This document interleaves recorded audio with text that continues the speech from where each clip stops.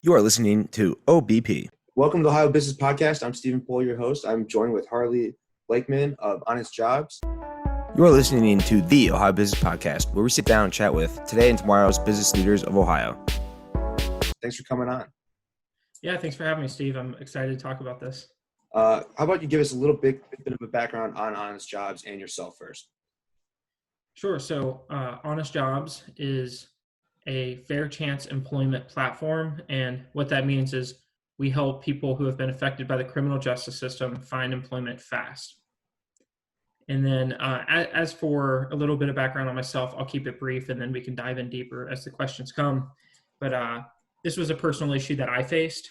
I was a homeless, drug-addicted high school dropout at 16 years old. So I had lost my dad in a motorcycle accident. My mother was addicted to drugs and alcohol. And at a very young age, I kind of slipped through the cracks of society. And it just left me in a really bad spot. No guidance, no mentors, no good influences. And like I said, dropped out of high school, started using drugs at 16, started selling drugs at 17. And by the time I was 18, I was drug trafficking. And, you know, I say it was my first startup. I was in the transportation business and I had one route. Yeah, I had one route. I would take drugs once a week from Gainesville, Florida to Savannah, Georgia. And right after my 18th birthday, someone got arrested in Savannah and they told on me. And I got arrested by the narcotics team. And right after my 18th birthday, I got arrested with about 800 prescription pills and a half pound of marijuana. And it was really rough because I had no support, no family to help me, no money. And I went to court about 11 months after that with a public defender. And it could have been worse, but it was my first time ever being arrested. And I was sentenced to 14 months in prison with 10 years of parole and 400 hours of community service. So it certainly wasn't a slap on the wrist. And it was terrifying, to say the least, going to prison in Georgia. But ultimately, it was a really good experience. It was what I needed. I got my GED while I was there. I read like 50 personal development and business books. And then when I got out, I had the opportunity to move to Columbus, Ohio. My father, who I mentioned, had passed when I was 15.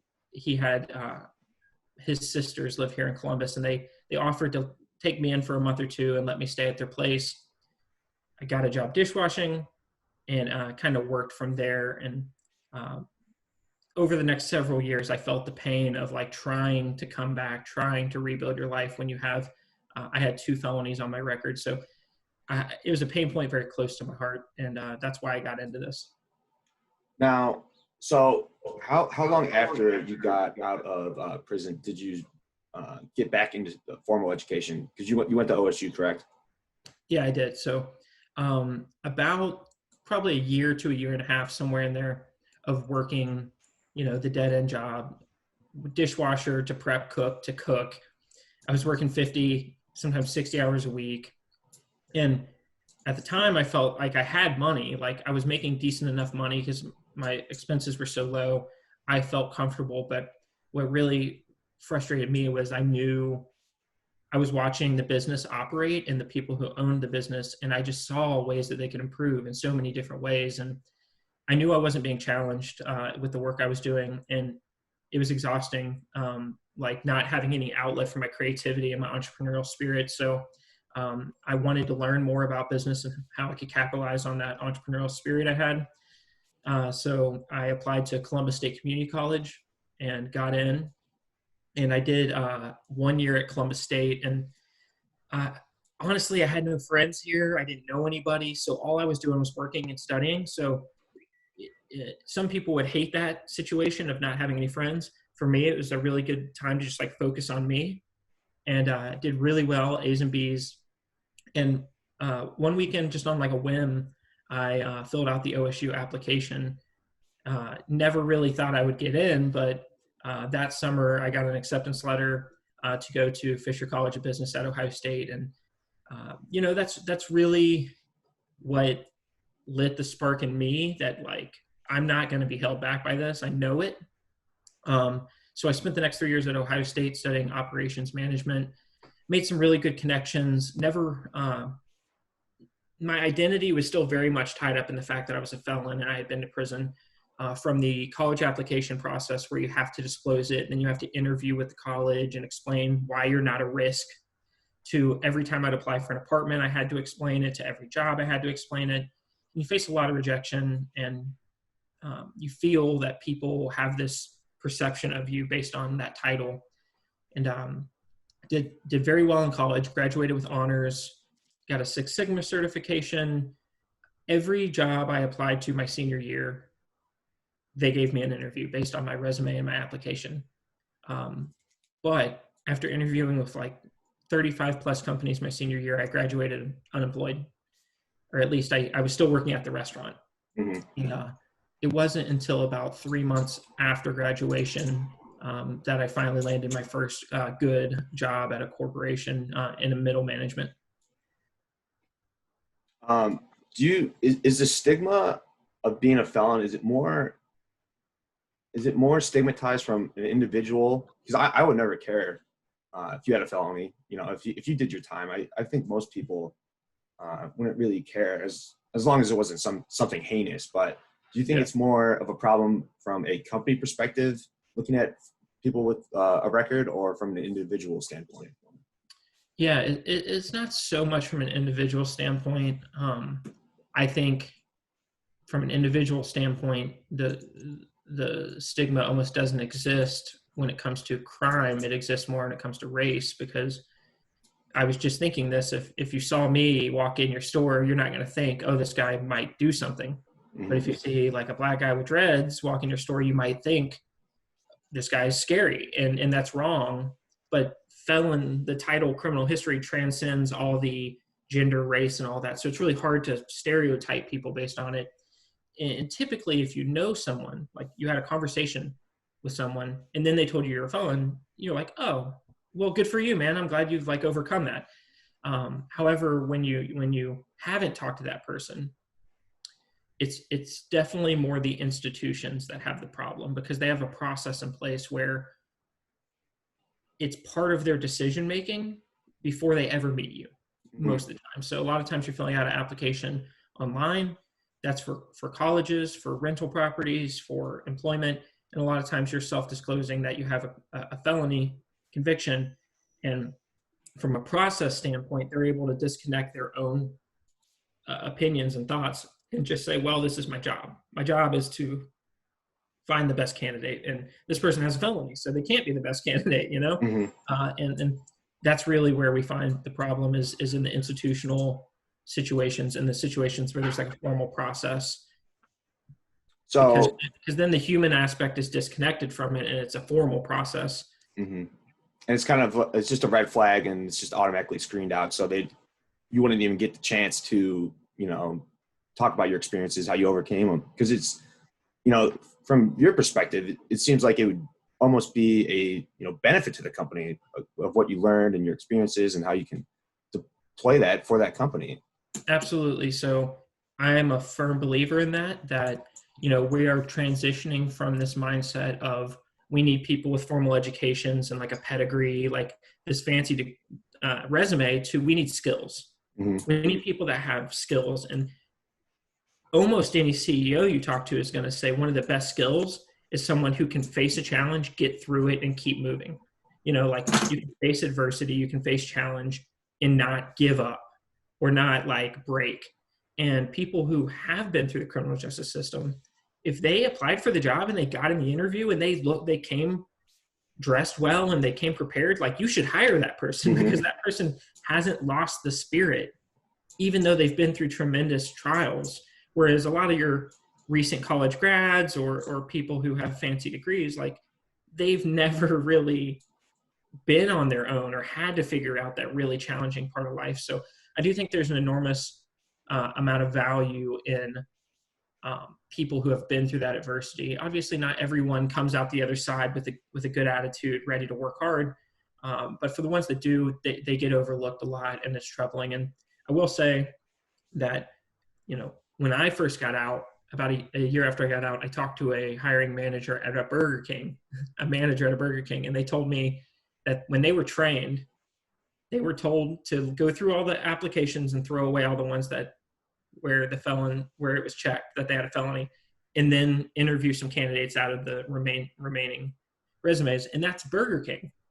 So keep in mind that was 8-9 years ago, and it's amazing in just 8-9 years, the United States has come very far as working with people that have criminal history.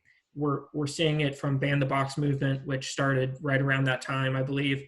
We're also seeing Congress and the Trump administration have passed 2 pieces of legislation on federal level to help deal with this issue and help people who want to get a job. And it was also a great opportunity for Honest Jobs to start right when we did. Very tight labor market when we started, as well as local and federal support on both Democrat and Republican side for major reform. So it was very timely for us to start the company. So Honest Jobs is basically a version of Indeed, but it's niche towards people who want to hire reform people who have been in the justice system, and for people to find jobs with those. You just matchmaking the two. Yeah, exactly. What has been the process to kind of bring on employers to Honest Jobs to accept these types of individuals? Yeah, so it was not easy, and it still is not. It's our biggest challenge is getting people to listen long enough to hear what we have to say, and then when they do hear what we have to say, hoping that they care, because this isn't something that people who don't care, they typically won't participate if they don't care. So it is very much, it's not just like, here's the data, now make a decision. It's like, we need to prove the business case, but we also need to find the advocate within the company who cares. Because like I said, you can't just be like, hey, here's the data that shows we can get you people hired. They'll be like, yeah, but they're felons. We don't want to hire felons. So you really need someone in the company to kind of be that internal promotion. And that's kind of been our mechanism from the start, is reaching out to different people in companies, explaining what we do, or they reach out to us after hearing about us. And typically we'll build a relationship with someone. Maybe they're not the HR director, maybe they're not the talent acquisition manager, but maybe it's the COO, maybe it's an operations manager, maybe it's a head of sales. If you look across the C-suite of any company, it's almost guaranteed that one of those C-suite people have a family member who has been to jail or prison. So it's not hard to find someone who knows, hey, I've been there, or at least I've seen it. Like my nephew or my cousin has struggled with this, and I've always felt bad for him. And it's very real. Almost everyone who has a felony has struggled. Like, it's not like some people with felonies struggle with this. It's like everyone with a felony struggles with this. So we started by literally cold calling companies. So our first probably 6 months in business, it was just me cold calling, literally using LinkedIn, using different websites where you can find contact info for small and medium-sized businesses. I would just call and say, hey, I was wondering if you guys have a policy for hiring people with criminal histories. We'd have a short talk, and I'd say, hey, I'd love to talk to you and your team if you could make 15 minutes to hear how we might be able to help you do some social good in your community while finding some loyal employees. And I have a string of statistics about how they're more loyal, they get promoted quicker, all these different things that I could keep in my tool belt to kind of get them to say yes. But it's never been easy, and it certainly took a very long time for us to get to a point where we kind of have a smooth pitch and are able to streamline that. But yeah, so to date, we have about 325 companies who have signed up with us, and about roughly 10% that have opted into premium paid services. Now, is that across the nation, or is it just local to Columbus or Ohio? It's actually nationwide. So some of our first, and this was a challenge for us, is we were a small startup. We were trying to raise some money, but no one was going to invest until we had proof of concept. And as a more seasoned founder now, going on to my third year here, you really don't want to go geographical, like all the way across the country your first day.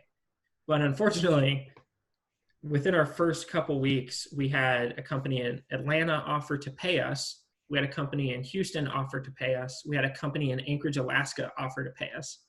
So we literally were like Ohio, Atlanta, Texas, and Alaska, like the four corners from like the very beginning, which it's impressive. Which it gave us the proof of concept that enabled us to bring in our first $100,000 in angel investment. And thank God for that. However, we kind of kept pursuing that model of just like, hey, anyone who will pay, let's onboard them. Now we're kind of taking a step back to say, hey, is there a more phased approach we can take to make sure that we're providing the most value to every customer? Because it's really hard to be a niche recruiting service in Anchorage, Alaska. Mm-hmm. When you don't know Anchorage, Alaska, you don't have a presence there. You're doing everything digitally. We are headquartered in Columbus, and our strongest presence is in Ohio, Kentucky, Indiana, and Texas. How big is your team at Honest Jobs? It's ever evolving. So we've been at a point where we had 6 people before, and then we went back down to 1, and then we went back, and then now we kind of are rebuilding. So just formally brought on my new CTO about a month ago, after going through a little bit of some differences with my previous co-founder. So it was me and a co-founder. We grew our business to me, a co-founder, and 3 people helping. Restructured the company, and about 3-4 months kind of just standstill, still serving our customers, but not growing sales, but working on some legal stuff, working on some technical stuff. And then closer to the end of last year, we started building a kind of first version of a custom built software. Previously, we're using WordPress as an MVP to just kind of feel out the market appetite. And then, so now 2020, officially right now we have myself, my CTO, and 2 senior software developers, and that's it. It's just I run everything business. That's why our marketing stuff is so jacked up half the time. But hey, you gotta put something out there. yeah, and we're approaching the point where we're going to have the money, the revenue, and the investment to bring on a partnerships manager and a marketing manager, and then 2 more developers. So we'll be a pretty well-rounded team, hopefully by January 2021.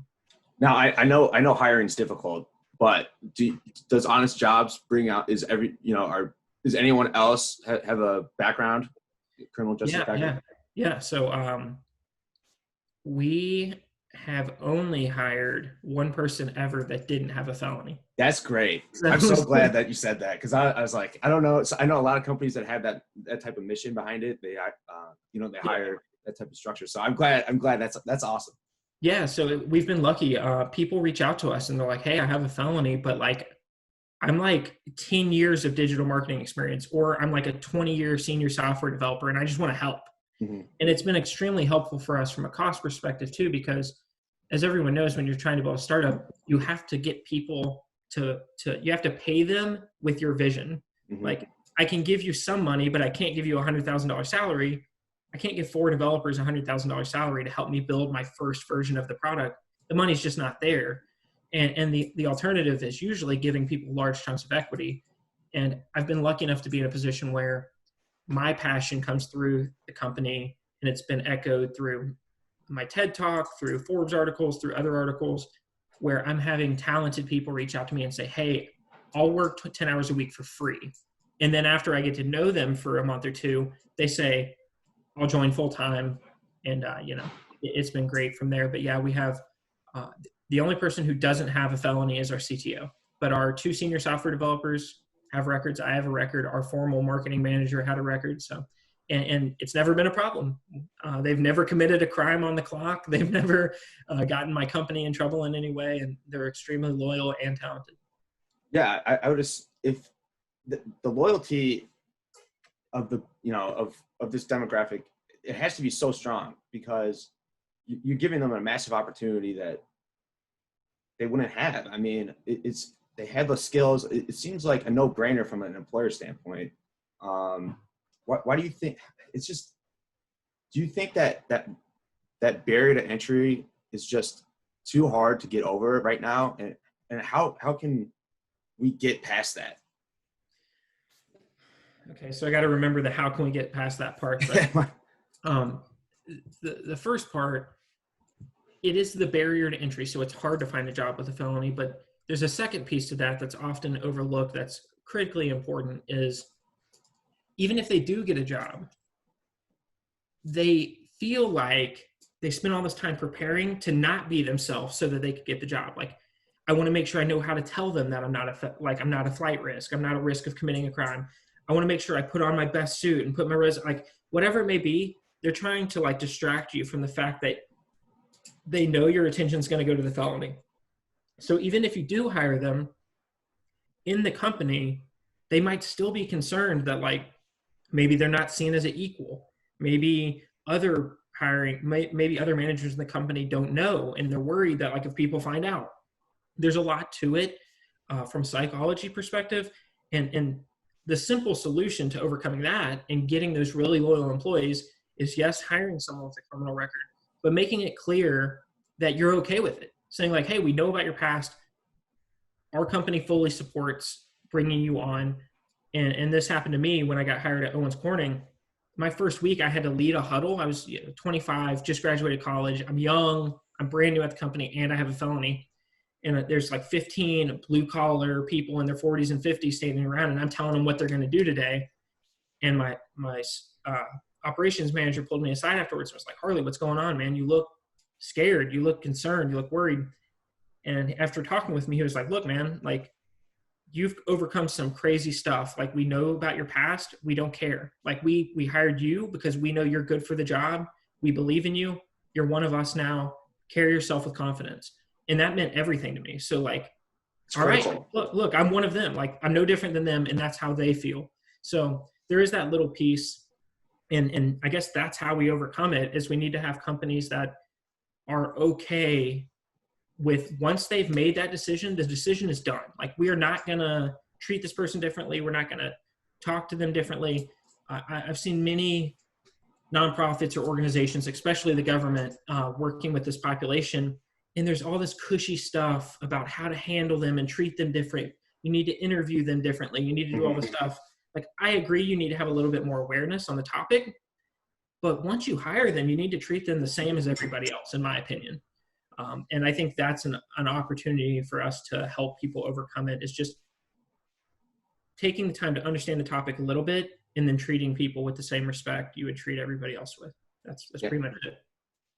Now, do you see certain industries more willing to and acceptable? I don't know. Are just more willing to hire this demographic? Yeah, absolutely. So the first one is restaurant industry, food service industry, which is unfortunate because it's obviously the lower paying industry. But after that would be manufacturing, which is actually a fairly high paying industry. And then if you have skilled trades, it almost does not matter at all if you have a record. If you can weld, if you're an electrician, if you're a mechanic, you can get hired at a manufacturing plant making 80, 90 grand a year, and they do not care. Like we have companies who said, if you ever have a mechanic that can work in a manufacturing plant, we don't care if they have a murder or a sex offender charge. Send them to us. We will hire them because they're in such short demand. CDL drivers, oftentimes, it's not every company, but they can oftentimes get hired. And then I guess I'll round it out with warehousing, call centers. And lastly, it might seem like a surprise, but software companies, tech companies, the Googles, the Facebooks, the Slacks. There are several companies. Actually, Zoom. We're on Zoom. Zoom was a client of ours in our early days. We helped them hire some people in Denver. So the tech companies are really open to it. There's kind of this idea that like they're very liberal. The tech companies are all liberal, but they mean it. Like they try to hire more women. They try to hire Yeah, of course, it's because tech had a history of being mostly male, but now they really are stepping up to try and be more fair. And we're definitely seeing it in hiring people with criminal histories. The problem is we actually have a hard time convincing them to work with us because they just don't believe that this population has a lot of talented people with this skill set. You think about it, most people who have been to prison they don't have computer science degrees, or they don't have like years of experience. But the companies who do post software developer jobs with us, like 50% of them find a software developer because it's like we have them. We have 20 to 25% of our users have a bachelor's degree or higher. And then, as you know, over the last, however many years, self-taught programming has become a really big thing. So, yeah. Is there a program within the system that allows you to kind of get those skills, like programming and that marketing within the criminal system? Not in Ohio. Okay. Unfortunately. Several states have done an amazing job of this. California's got a lot of problems, but their criminal justice system has really innovated in a huge way. Washington State and Indiana, those are just three I know of who do offer not computer science degrees, but really good 1 to 2 year programming classes. And in California, it's a very prestigious one called the Last Mile. And in fact, the graduates are highly recruited. It's like the Y Combinator of prison because the people who come out of that program, they get hired at big tech startups, Facebooks, Googles. I have a buddy who learned to code in prison that actually got hired at Google after he got out of prison. So like the talent is real. Like the people they're not incapable of doing it. They just need the opportunity. They need some guidance. So typically these programs in Indiana, Washington, California, it's a mix between seasoned software developers teaching, mentorship, and partnership companies where the companies agree to like try and hire someone at the end of the cohort. So it's a really good program. And I'm excited about this topic actually, because I was recently appointed to be on the advisory board for the Ohio Department of Corrections workforce development.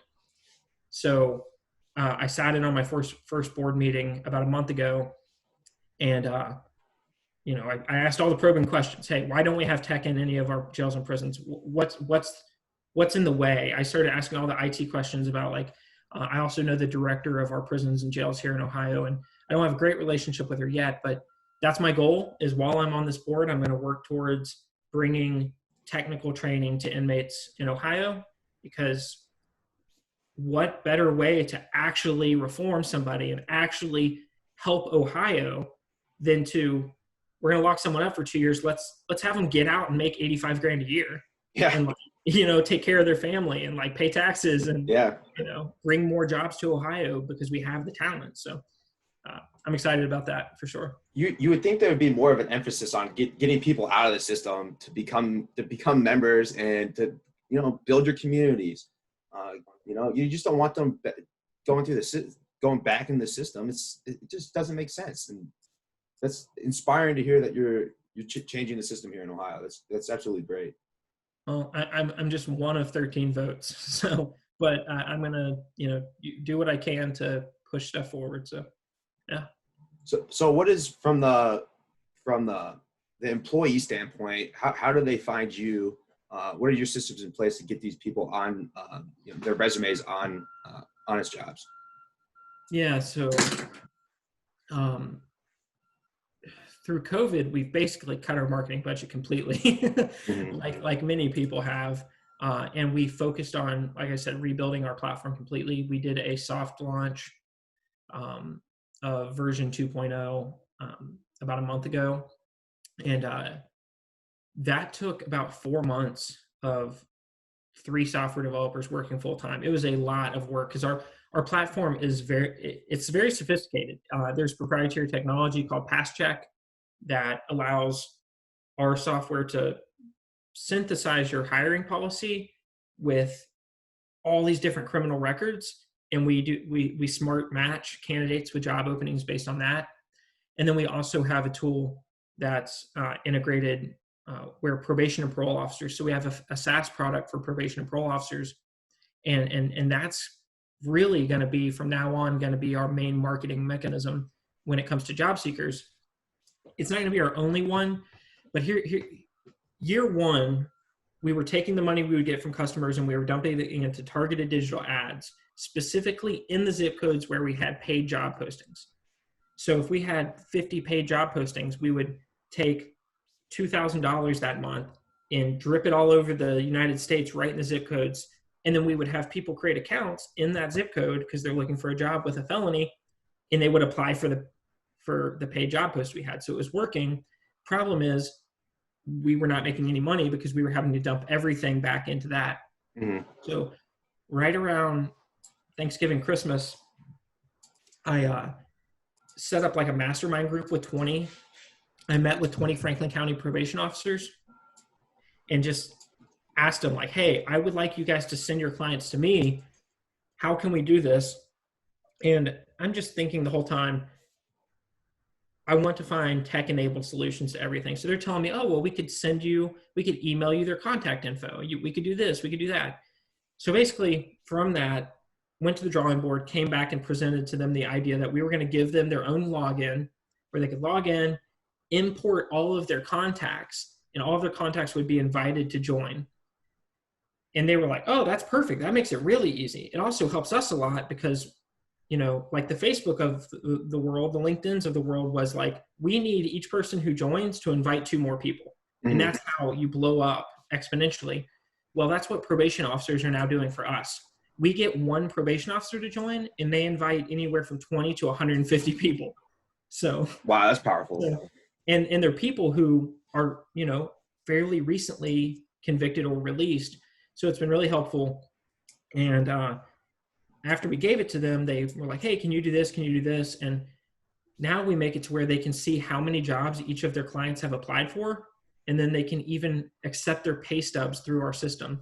So part of the requirement when you're on probation and parole is if you're unemployed, you have to be proving that you're applying for jobs. And then if you do get employed, you have to give your probation officer pay stubs to prove that you're still employed. Our system allows them to completely do that securely and remotely. So they don't have to have them bring in pay stubs. They don't have to have them sign pieces of paper. Our system does it. It's encrypted, it's safe, and it keeps a record. Frank, we have about 6 counties who have told us they'll pay for this service in magnitudes of 10, 20, 30 times what an employer would pay for a service. So that's kind of our strategy for this year is we have about 6 different counties in 3 or 4 states that we're negotiating contracts with right now. Our goal is to validate 1, 2, or 3 counties will pay for this. And once they pay for it, that's going to be our primary objective. When say Harrison County, Houston, Texas, if they pay for it, that's a $600,000 contract. And then also now we know where to focus our attention. We're going to focus our attention on Houston because we can get employers in Houston. We can get job seekers in Houston. It becomes much easier when you're just given a big chunk of cash and saying, hey, focus on this geographical region. All of that. So we've kind of pivoted away from this digital marketing model. And it's great because if you talk to a lot of the SaaS and marketplace success stories, they're like, no, you can't spend money on. Like Facebook didn't do ads until their reputation went down the drain a few years back. They never did them because they didn't need to. They found tech-enabled solutions to scale. And that's kind of what we're focused on doing right now through our probation and parole tool. Oh, nice. That's powerful. That's great. Yeah. Marketing, I don't know. I don't really think marketing or, paying for advertisements, it's very difficult. You're finding like a needle in a haystack and you're just paying a lot of money for it. So tech-enabled, scaling is what you have to do, so. Yeah. And I'm actually pretty good at digital marketing. Like I've got Google Ads, Facebook Ads certificates. So I've went through their training programs. Like I was pretty good at it, but it wasn't good enough. Like you need to not be spending money to get a user. You need, they always say this, but it doesn't click until you're like 2-3 years into your startup. It's like, you need to build a product that people tell other people about because it's that good. It's like, it changed their life that much. So that's kind of, we think we're approaching that point to where people are just telling other people about our platform because it's helping them. And that's really exciting.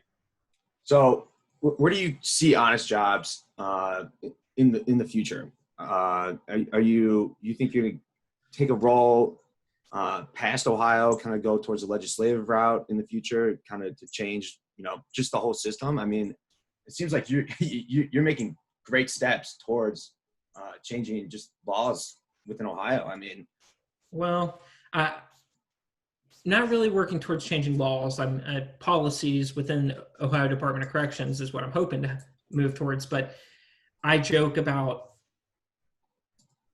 getting into actual reform. Reform is basically promoting legislation to bring change. But honestly, like, there's a reason why most really successful business people don't get into politics. Donald Trump did, but most, the Mark Cubans, all the people who are political, they would never want to be the president. They never want to be a politician because you almost can't do anything. You're basically just in gridlock arguing with people and making very little money.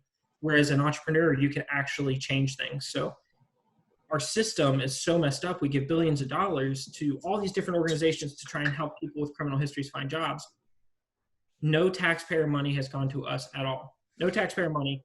And we have helped about 7,000 formerly incarcerated people connect with jobs. So, and that's free. It didn't cost the taxpayers anything. I didn't have to be a lobbyist. I didn't have to, be a House rep or a president or anything to do that. So that's really exciting. The future for Honest Jobs is, in about a month, we're starting an accelerator program. We're not allowed to say which one it is yet because they haven't done their formal announcement, but it's a big one. And we're really excited about the opportunity because the mentorship in the program is really good and they're really well connected. And we're planning to, through the accelerator program, lock in multiple contracts with counties and states. So the county and state contracts aren't changing legislation. It's simply them saying, we're going to pay you to give all of our probation or parole officers access to this tool so that it can be easier for us to get our people hired after incarceration, and it's easier for them to track who's applying for jobs, who is hired, who's not hired. And we're also focusing on getting some bigger clients. So we just locked in Koch Industries, which is a massive multi-billion-dollar conglomerate with about 13 manufacturing companies. We just got them as a paying customer. We're negotiating with Walmart right now. We have started discussions with JP Morgan Chase. So our goal is we want to lock in about 5 really big players.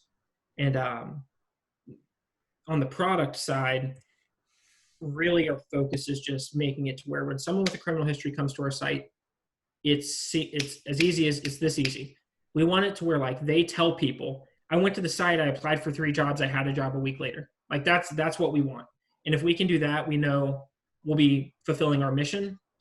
And then when you're building a marketplace that has so many users, people with criminal histories in America is about 30% of the population. 9% of the population has a felony.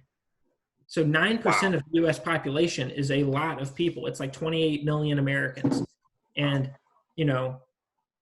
I forget the exact number, but I think LinkedIn was worth like $1 billion when they hit like 10 million users. People were saying it was going to be worth $1 billion at 10 million users. So, like, there's no reason why, and they weren't charging anything. It was just your typical ad traffic like Facebook does. So we have built in a few mechanisms to monetize the traffic. We don't charge job seekers, but we have multiple ways where we monetize them, but we don't share their data. We don't share their criminal history. We're implementing a recommendation section where we know a lot about each of our users. We know their background, their education, their work experience, their criminal history. We know if they have good or bad credit. We know if they're interested in learning, furthering their education. There's all these different things we know. So we have a section on each profile where we can recommend resources. I'm sure you're aware of affiliate advertising.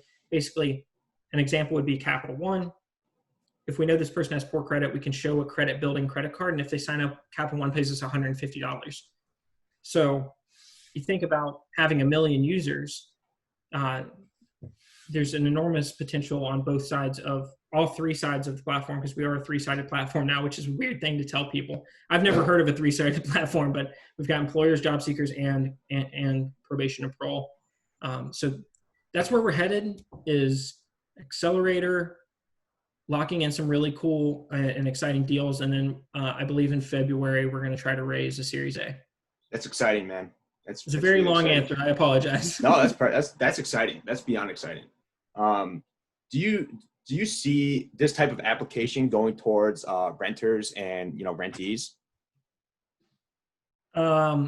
Yes. So I a couple months back poked at the idea that I was going to start another startup called Honest Rentals. Yeah, there you go, man.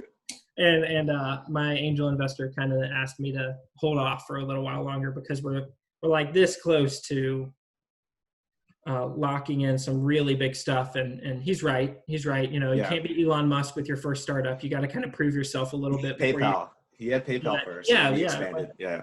Exactly. So let me get Honest Jobs, and then after that, I'll unleash the floodgates of all the different ways I can help felons. But rental properties is a massive problem, rentals. And I have a couple ideas of how I can solve that problem. But if I was going to solve it, it would take my attention, a lot of my attention, and it would take resources as well. Yeah, because I have a rental property, and we were trying to use it's called Furnish Finders. It was basically matching people to, it's like a short-term lease, because they were just going to move in. It was already furnished. Yeah. But now I have a tenant, but I have a screening process, credit check, no felon. I wouldn't allow a felony, honestly. But it was so hard to find a good tenant. Like, I would go through that type of service if it was a solid, if it all checked out. I would absolutely have somebody who's reformed be a tenant. Like, well, maybe you can be my co-founder. I would love to use that type of software. Like, maybe you can be my future co-founder, because I need somebody who has a property to help me test out and work out the kinks and everything. So the basic concept was, I do this thing where, like, if I don't have anything to do for a day or two, I'll just create a new business in my mind, and then I'll delete it after 2 days. And like, I created a logo, I put up the website, I used a no-code platform builder, and I literally posted 3 fake properties in Columbus. And the concept was, you can rent to people with criminal histories weekly or monthly, rather than signing a year lease, so that if you don't like the tenant, you can make them leave. Like, you can tell them to leave, the same way Airbnb works. It was basically an Airbnb, but the purpose was to help address this social issue. So I was hoping to find a network of 50 rental properties in Columbus where people would agree to do these short-term leases. And the idea is, for a property in Linden where you're maybe going to get $400 a month, $500 a month, if you're charging $30 a day, well, now you're getting $900 a month if we're able to keep it full. And people understand, if it's a short-term lease, I'm there for 7 days, I'm probably going to pay more. Mm-hmm. Just like Airbnb, you pay more because it's a short-term lease. So I think there's something there, and I think we could build the tech to make it to where you're only getting people that you feel comfortable with, because that's kind of what our Pass Check technology does for HR, is it makes sure that you're getting people that you feel comfortable working with. And anyways, I'm distracting from Honest Jobs, but I mean, anyone watching it thinks this is revolutionary idea. If you're I do. I mean, if you're in the real estate market, reach out to me. I want to talk to you. I mean, the application of what you're doing just seems it could go towards just solve so many of these problems with the criminal justice system. I mean, that's absolutely exciting. Yeah, thank you. I'm super excited about it, and I know we didn't dive into the nuances of how all the technology works and stuff, but we do have thousands of job openings in across all 50 states. Anyone with a criminal history can go. They can create an account. You can even set up a profile with like a headshot and a resume and fill out your information. And not only can you apply for jobs, but employers can reach out to you to set up an interview. So you could just get a notification and be like, oh crap, an employer just reached out to me and wants to interview me. And that's never really been a thing before, where you can be a felon and like have employers reach out to you. So the new platform, it looks so much better. We worked with a really good UX designer and a really talented technical team to build it. So I'm excited for the future. And if anybody listening hasn't checked it out, it's honestjobs.co. So honestjobs.co. The M is $8,000. So hopefully we'll be buying honestjobs.com soon, but for now it's honestjobs.co. Yeah, those domain names are pretty pricey. Yeah, it's crazy. And it feels like it just happened over the last 5-10 years, because I don't remember them being so taken. They're all gone. Substantial. It's a lot. Yeah. Like if you get a good one, they're like 30 grand, 50 grand, something like that. Yeah. I mean, it's SEOs, it's search terms, but Yeah. As we wrap up, a couple more questions. What has been some successes and some failures as a founder for yourself? Yeah. Successes are successfully sharing my story. I think it's important that it's not essential, but it's important. I think as a first-time founder, it's important that you're very passionate about what you're doing. I think a second-time founder, they have enough skills to kind of fast forward a little bit, but that first 6 months to a year of starting a company is like very difficult. You're bashing your head against the wall pretty much. Yeah. And the first 2 weeks, you're like, yay, this is awesome. And then from 2 weeks to 52 weeks, you're just in pain. But if you're very passionate, you can get through it. And another thing is if you're very passionate, you can be vocal. And if you tell your story, if you talk about your product with passion, it actually gets you a very long way. So I openly shared my story about going to prison, going to college, struggling to find a job. And about a year and 2 or 3 months ago, I went viral on LinkedIn, and I actually got 1.4 million views and I got 80,000 likes on LinkedIn. Wow. And this woman reached out to me and said, hey, I was hanging out with Kim Kardashian and she saw your LinkedIn post and told me to reach out to you and invite you to the White House. Wow. So this lawyer that's friends with Kim Kardashian called me, invited me to the White House. I met Trump, Pence, Ben Carson, Jared Kushner, Ivanka. I met everybody. What? And that's where I got 3 of my first 5 paying customers. Wow. I met a bunch of CEOs while I was there. And all of that came from just, it's not clear. Like, people will tell you need to put money in ads because it's an equation and you can get back a certain amount of money. As a founder, sometimes it's not going to make sense. You just have to run with passion, and you're going to fail. But if you're super passionate, other people will see that.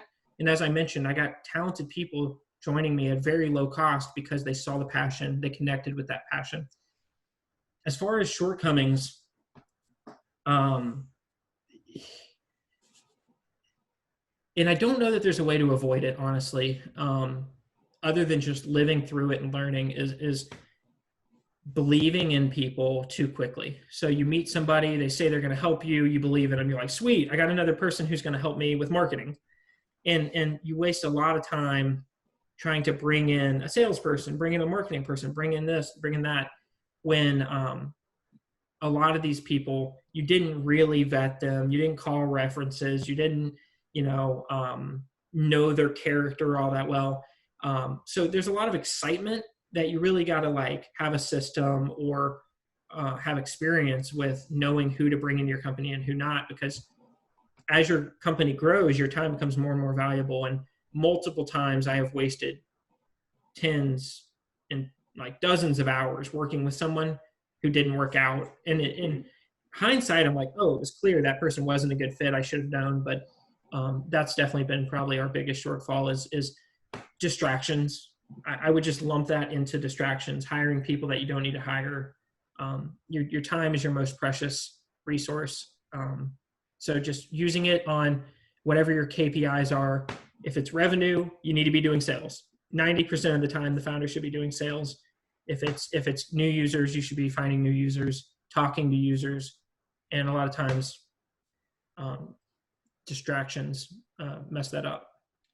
And then final question, any words of advice to new entrepreneurs or entrepreneurs out there? Yeah, I think talk to your customers. And I know a lot of times you don't know who your customers are. You have to find out who cares about what you're trying to do. And then as quickly as possible, get to someone who will pay you. Do not go too far down the path of, I'm going to get free users and eventually we'll do this, because a lot of times you're tricking yourself and you won't find out until later. Of course it's possible, but the goal is like, find out what's not possible quickly. So like if you're trying to get, for instance, someone to post a property and your plan is to charge them, you should start asking people if they'll post a property and ask them for money right away. Because if you go through 100 people and no one will pay anything, well, now you learned it. But if you gave 100 people the service for free, hoping that the 101st person, so find your customers, talk to them, ask them to pay. And then if they say they can't pay, ask them why. I mean, the general concept of startup is experimentation. Like, you're running an experiment, you need to understand what you want and then tinker with the levers you have to try and get the answer you want, and find out what's not working as quickly as possible. And I'm sure you've heard that answer before. That's the best answer I can give, at least in technology. When you're a tech founder, I think getting to know who will and won't pay as quickly as possible is it's critical. How can people connect with Honest Jobs and yourself, just to wrap this all up? Yeah. So LinkedIn is my strongest place to connect with me. Just Harley Blakeman. And then my email is harley@honestjobs.co. I don't mind sharing that at all. If you want to learn more about our product, you can just go to honestjobs.co. And then there's contact info on our website as well. You actually don't have to have a criminal history to create an account with us. You can apply for jobs through us as well. You don't have to. We're catered to that audience. But anyone who is interested in helping us, if you're technical or non-technical, we're always looking for people who are passionate about this topic. And if you know anybody with a criminal history, please tell them about our website, because even if they have a job right now, this is an invaluable resource for anyone who might switch their career in the future, who may get laid off due to COVID. It's a great lifelong resource, I believe, to people who have been affected by the criminal justice system. Harley Blakeman, you have created a great product, bettering society. I want to personally thank you for that. Thanks for coming on. That was great. Thank you so much for having me, Steve. I want to introduce you guys to the Ohio Business Podcast first sponsor, Nextdoor. Want to earn extra cash with your extra space? There's an app for that, to Nextdoor, the marketplace for your storage space. Nextdoor is currently taking on new hosts like me. Simply visit their site, nextdoor.com, nxtstor.com, to get the app. Just think what an extra $200 a month can mean to you by simply storing your friends' boxes and mattresses. Once again, check out nextdoor.com. Thanks. The Ohio Business Podcast is sponsored by Jansen Media. Jansen Media is a website design and digital marketing agency. They develop custom strategies and solutions around client goals and business objectives. From day one, they have been focused on results, building websites that deliver more online traffic, more conversions, better user experience, easy navigation, and web functionality. You can find Jansen Media on their website at jansenmedia.com. That's spelled JANSCEN media.com. That's jansenmedia.com. Thanks.